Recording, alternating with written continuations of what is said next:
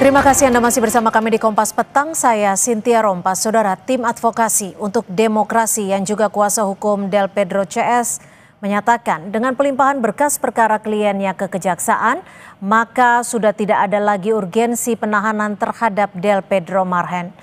Direktur LBH Jakarta Fadil Alfatan yang juga kuasa hukum Direktur Lokataru Foundation Del Pedro Marhen menyampaikan dengan adanya pelimpahan berkas ke kejaksaan maka sudah tidak ada lagi urgensi untuk melakukan penahanan terhadap Del Pedro karena sudah tidak ada lagi proses pemeriksaan. Pihaknya mengimbau kejaksaan untuk melihat perkara tersebut secara objektif. Menurutnya perkara yang dihadapi Del Pedro CS adalah suatu penegakan hukum yang tidak murni. Adanya pelimpahan ini membuktikan bahwa sudah tidak ada urgensi lagi terkait dengan penahanan. Karena asumsinya ketika berkas itu dilimpahkan, baik itu tahap 1 maupun tahap 2, maka sudah tidak ada lagi proses pemeriksaan. Bahwa perkara ini adalah suatu penegakan hukum yang tidak murni, tapi adalah upaya perburuan kambing hitam dalam berbagai dugaan kerusuhan pada Agustus lalu. Dikutip dari akun media sosial Kontras, disebutkan masih ada 2 orang hilang yang hingga kini belum kembali. Dalam keterangannya, 2 orang yang masih hilang adalah M. Farhan Hamid yang hilang sejak 29 Agustus 2025 dengan lokasi terakhir di Brimob Kuitang, Jakarta Pusat. Serta Reno Syahputra Dewo yang hilang sejak 29 Agustus dengan lokasi terakhir di Brimob Kuitang, Jakarta Pusat. Kakak M. Farhan menyatakan sebelum hilang, adiknya ikut unjuk rasa atas tewasnya ojek daring Afan. Saya diajak sama dia kan, mau ikut nggak mas ke Kuitang? Saya tanya ada apa di sana kan? Dia bilang demo. Kalau ke orang tua sendiri, dia kalau ke orang tua dia bilangnya sih ikut mau mengikuti pemakamannya Afan. Keberadaan Reno Syahputra Dewo dan Muhammad Farhan Hamid hingga kini masih belum diketahui. Keduanya terakhir terlihat saat demo di Brimob Kuitang pada 29 Agustus lalu. Kita akan membahasnya bersama penasehat Kapolri Arianto Sutadi dan juga Usman Hamid, Direktur Eksekutif Amnesty International. Selamat petang Pak Arianto. Mas Usman, terima kasih sudah bergabung bersama kami di Kompas Petang. Pak Arianto, ini terkait keberadaan 2 orang yang dinyatakan masih hilang ini. Apakah Pak Arianto juga sudah memperoleh informasi terakhir terkait dengan proses dan juga update pencariannya oleh pihak kepolisian? Ya, saya tadi sempat menanyakan juga ya di Polda Metro. Dan kabarnya memang tadinya kan dari 3, 1 udah ketemu. Kemudian yang 2 ini masih dilacak. Dan sekarang ini kan Polda Metro menggunakan pakai IT ya, pelacakannya itu ya. Dari 2 itu selama ini yang satunya dulu pernah terlihat di suatu tempat gitu. Tapi kemudian dilacak kembali, kemudian tidak ada. Nah kalau yang satu itu sama sekali belum pernah terlacak dari IT itu. Sehingga ya sampai sekarang masih tetap didalami terus, tapi sampai sekarang belum ada hasilnya untuk yang 2 itu. Jadi artinya untuk Farhan dan Reno tidak ada deteksi keberadaan. Apakah dari ponselnya bisa dideteksi keberadaannya, Pak Arianto? Saya tidak tahu persis ya, saya tidak menanyakan ke situ. Hanya tadi mengatakan bahwa yang satu itu sempat terdeteksi ya dengan pakai pencarian jejak melalui IT ya. Itu pernah terlihat di satu tempat gitu ya. Gitu. Dan kemudian tapi kalau yang satu lagi belum pernah sama sekali terdeteksi dari itu. Itu terakhir terlihat di mana terdeteksinya Pak Arianto? Dan ini Reno atau Farhan? Sama kan dua-duanya sama dari Kuitang itu ya. Betul, saya nggak begitu tahu Mbak. Sorry saya nggak menanyakan sedetail itu. Tapi terakhir terlihat informasi yang Pak Arianto dapatkan apakah di Kuitang atau sudah ada di daerah lain? Enggak, di tempat lain. Di tempat lain. Ya. Di mana itu lokasinya Pak Arianto? Enggak tahu saya, karena penyidik kan nggak beritahu. Hanya dia pernah terlihat dari rekaman IT yang ada. Baik, Mas Usman, kalau dilihat ini kan hampir 2 bulan ya, 1 bulan lebih. Apa yang salah dari proses pencarian ini? Apakah memang prosesnya yang bisa dikatakan rumit atau ada hal yang belum dilakukan sehingga dua orang ini masih hilang? Itu pertanyaan yang sangat penting ya. Saya kira tidak mudah untuk menjawabnya. Yang pasti keberadaan mereka terakhir di Kuitang, yaitu di depan markas Brimob, itu mengkonfirmasi bahwa mereka memang benar-benar pernah ada dan ikut di dalam unjuk rasa di depan Makobrimob di Kuitang. Apakah mereka di dalam unjuk rasa itu ikut ditangkap, ataukah mereka mengalami kekerasan oleh pihak lain, atau penjelasan lain, itu yang sampai hari ini belum bisa kita ketahui. Dalam satu pekan pertama, Kontras, LBH, dan lainnya mencoba menelusuri itu lewat berbagai cara, termasuk saksi-saksi yang ada di lokasi. Sejumlah saksi, bahkan juga ditemui oleh sejumlah media massa seperti Harian Kompas, membenarkan keberadaan Muhammad Farhan Hamid di Kuitang dalam unjuk rasa tersebut, dan juga Reno Saputra Dewo yang juga berada di sana. Bahkan kalau tidak salah, Farhan sempat meminta bantuan dari posko medis yang ada di sekitar Kuitang. Memang hari itu adalah hari di mana banyak sekali mata tertuju pada markas Brimob, terutama karena kematian Afan Kurniawan yang malam sebelumnya dilindas oleh kendaraan taktis.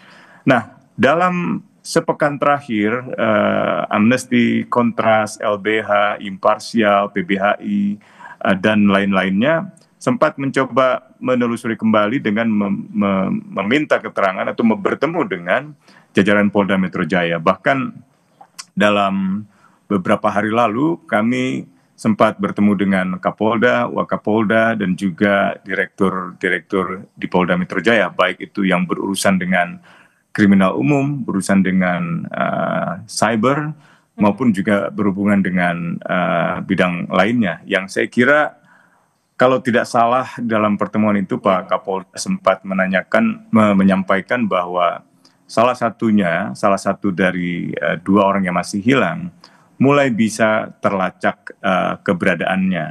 Nah, saya sempat mengajukan pertanyaan, apakah keberadaannya itu terlacak karena nomor teleponnya, katakanlah ponselnya yang bisa dideteksi, atau karena memang telah terlacak keberadaan manusianya, orangnya gitu. Nah, Kapolda mengatakan yang kedua, dan apakah hidup, saya bilang itu hidup gitu. Nah, ini yang sebenarnya kami masih nanti, tapi barangkali informasi itu juga masih terlalu dini untuk bisa Itu tanggal berapa, Mas Usman?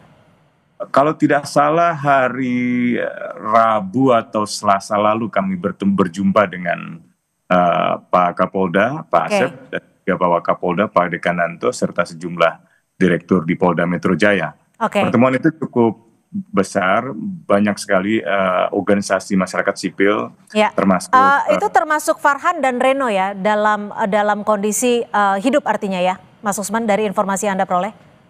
Salah satunya, kalau tidak salah yang disebutkan itu. Oke, baik. Saya kembali ke Pak Arianto. Pak Arianto biasanya, bagaimana, Mas Usman? Ya, informasi itu masih kita tunggu dari Polda. Tentu masih perlu pembuktian. Ya, saya masih meragukan kebenaran informasi itu sampai benar-benar saya bisa melihat Farhannya maupun juga Renonya. Ya, kita semua masih berharap bahwa mereka betul-betul masih ada, masih hidup gitu, dan bisa dikembalikan kepada keluarganya gitu. Pak Arianto, biasanya untuk pencarian orang hilang, metode apa yang digunakan pihak kepolisian? Apakah ada backup plan ketika metode pertama tidak kunjung ditemukan? Dan biasanya durasinya ditunggu sampai berapa waktu? Itu kita kalau mencari seseorang yang tergantung daripada orang yang kita cari itu. Data-datanya apa yang ada pada dia. Kalau dia itu menggunakan handphone, berarti kita bisa lacak dari handphonenya. Tetapi kalau tidak ada, ya kita pakai identifikasi wajah. Seperti kalau orang yang dulu orang yang menculik itu kan, begitu ada ketahuan wajahnya itu, kemudian bisa dicari-cari itu, akhirnya bisa ketemu dan kita bisa temukan itu. Setahu saya ya dari dua teknologi IT itu yang bisa untuk melacak cuma itu aja dari handphone sama identifikasi wajah gitu. Atau kalau yang ketiganya ya itu para saksi-saksi di lapangan. Tapi untuk yang kondisi yang kacau seperti kayak gini ini kelihatannya saksi di lapangan akan sulit kita untuk mencari linknya yang satu dengan yang lain. Paling karena hanya melihat gitu ya, tapi kemudian kan besok sudah nggak ada anunya lagi. Tapi kalau handphone kan bisa dilacak keberadaannya, lokasinya gitu. Kalau untuk saya cuma gitu. Pak Arianto, kalau untuk sebelumnya ada orang hilang juga yang akhirnya ditemukan, itu menggunakan metode pencarian seperti apa? Dan apakah metode itu sudah digunakan untuk pencarian Reno dan Farhan?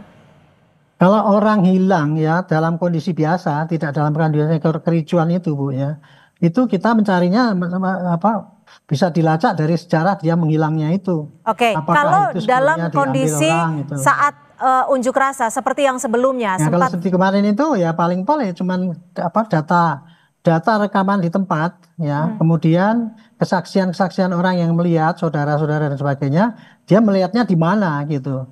Tapi nggak seperti kalau kita orang yang diculik itu ya, kita kan mencari siapa yang sering ke situ datang atau kenal apa-apa, ada urusan apa dan sebagainya. Kita kan bisa memprediksi kira-kira itu dibawa kemana gitu. Kalau seperti ini kan di dalam kerusuhan kan itu kan terjadi, sehingga asumsinya pasti kan dia celaka atau dalam tanda petik terbunuh atau gimana, kurang lebih kayak gitu ya anunya gitu. Sehingga kesaksian untuk pendeteksian itu sangat tergantung kepada saksi yang melihat saat itu. Dan kemudian rekaman daripada CCTV yang ada kalau bisa gitu. Dan kemudian kalau dia pakai handphone ya paling kemana dia keberadaannya bisa dilihat daripada handphone itu. Oke, Mas Usman. Baik, Mas Usman, kalau melihat situasi seperti ini, hilang saat melakukan aksi unjuk rasa di akhir Agustus lalu, siapa yang bisa dimintakan pertanggungjawabannya ketika kedua orang ini lokasi terakhirnya terlihat di Makobrimob? Ya tentu tanggung jawab pada negara, pemerintah gitu ya. Dan secara khusus merupakan tanggung jawab dari kepolisian selaku pelindung masyarakat gitu. Nah sekarang kita berharap bahwa proses penyelidikan di kepolisian juga bisa dijelaskan kepada publik secara transparan. Bahkan kita berharap juga dalam waktu yang tidak terlalu lama, setidaknya pekan ini, paling tidak adalah perkembangan yang disampaikan oleh pihak kepolisian gitu. Karena dalam satu pekan pertama ketika mereka hilang, saya cukup skeptis karena telepon seluler mereka berdua itu mati persis di lokasi kejadian gitu. Artinya tidak ada lagi jejak yang bisa kita ketahui gitu. Meskipun belakangan kasus Bima yang ditemukan di Malang kalau tidak salah, itu memunculkan harapan ya bahwa bisa saja handphonenya tertinggal, terjatuh gitu. Kan di antara sekian banyak orang yang terlibat di dalam aksi demonstrasi, ada yang damai, ada juga yang menggunakan kekerasan, tentu situasinya tidak terkendali. Bisa saja telepon seluler itu terjatuh, bisa juga telepon seluler itu hilang. Tapi dalam skenario yang terburuk bisa saja mereka terbunuh gitu oleh situasi yang memang ketika itu sangat panas di depan Makobrimob di Kuitang gitu. Nah, informasi yang kami ketahui sepekan terakhir ini cukup memberi harapan itu, meskipun kami masih merasa sebaiknya Polda yang menjelaskan kepada publik bagaimana informasi yang mereka dapatkan, karena mereka lah yang melakukan penyelidikan dan penelusuran informasi tentang keberadaan mereka dan juga nasib mereka. Oke. Mas Usman, kalau tadi Anda menyebutkan bahwa berbagai kemungkinan bisa saja terjadi, bisa juga terjadi akibat terbunuh kemungkinan saja. Lalu jika ada kemungkinan tersebut, bukankah seharusnya bisa diketahui keberadaan jenazahnya? Nah, itu yang sering kali muncul dalam pertanyaan tentang kasus orang hilang gitu. Kita tidak pernah bisa menyimpulkan orang yang hilang itu terbunuh, mati, karena tidak pernah ada jasadnya maksud saya. Tapi juga kita tidak bisa mengetahui nasibnya itu hidup atau mati gitu. Dan keberadaannya pun kita tidak bisa ketahui. ini satu kasus yang sangat spesifik, sangat unik, yang berbeda dengan kasus kematian atau penyiksaan atau penculikan biasa. Ini kasus yang bisa dikatakan mengandung pelanggaran hak asasi manusia yang berlapis gitu. Orang tidak bisa berkomunikasi dengan keluarga, orang tidak bisa mengakses pengacara, atau orang tidak bisa mengetahui hal-hal yang ada di luar dunianya, rohaniawannya, keluarganya, dan seterusnya. Jadi saya tidak bisa mengambil kesimpulan yang konklusif, yang final gitu ya. Apakah ia benar-benar masih ada dan hidup? Tentu itu harapan kita semua, ia ada dan masih hidup gitu. Tapi saya juga nggak bisa memastikan bahwa mereka misalnya terbunuh, karena belum ada semacam circumstantial evidence gitu, bukti-bukti yang setidaknya bisa menunjukkan bahwa mereka benar-benar katakanlah terbunuh misalnya. Yang pasti investigasi Kontras, LBH, termasuk investigasi harian Kompas menunjukkan bahwa memang mereka benar-benar ada. Di kepolisian juga demikian, hasil pelacakan ponsel mereka, mereka benar-benar ada di lokasi dan mati nomor teleponnya di hari keberadaan 29 mereka. Agustus 2025. Pak Arianto, jika memang negara seharusnya bertanggung jawab, dalam hal ini juga pihak kepolisian, lalu seperti apa pertanggungjawaban yang sudah dilakukan khususnya dari Polri sendiri, dan seperti apa bentuk transparansinya? Ya, jadi itulah beratnya tugas polisi ya. Polisi kadang-kadang dikasih kewenangan banyak banget gitu ya. Wah, dia berlomba-lomba mencari kewenangan. Tetapi di belakang itu kan dimintai tanggung jawab. Nah, kalau ada orang hilang itu ya polisi harus bertanggung jawab itu. Dia harus bisa menjelaskan orangnya itu hilangnya kemana, apa mati, apa diculik, atau kemudian dihilangkan kan gitu. Itu tanggung jawab polisi untuk menjawab gitu. Tetapi kepada kasus-kasus kalau dihilangkan itu, pihak mana yang menghilangkan, Pak Arianto? Ya itu ya kemungkinan kan ada juga orang yang tadinya itu mungkin membunuh kemudian dihilangkan oleh yang membunuh, itu kan bisa aja. Kan bisa itu kemungkinan terjadi. Tapi intinya gini, pada orang yang hilang itu jelas itu menjadi tanggung jawab daripada aparat keamanan, karena memang tanggung jawabnya itu. Kalau seandainya dia tidak bisa menemukan itu ya, paling tidak dia bisa menerangkan ini kira-kira hilangnya kenapa, yang dijelaskan. Kalau dia tidak bisa menemukan, dia hanya bisa menjelaskan sejauh ini loh yang sudah kita kerjakan gitu ya. Ini bukti-bukti yang kita dapat, kemudian kita kerjakan. Kalau ada bukti tambahan silahkan minta. Ya kira-kira segitulah anunya. Baik, jadi dibutuhkan transparansi dan juga update terbaru agar masyarakat juga bisa mendapatkan informasi. Terima kasih Penasihat Kapolri Pak Arianto Sutadi, dan juga terima kasih Mas Usman Hamid, Direktur Eksekutif Amnesty International, sudah berbagi perspektif. Selamat sore. Selamat sore Pak Usman. Saudara, informasi lainnya, Rismon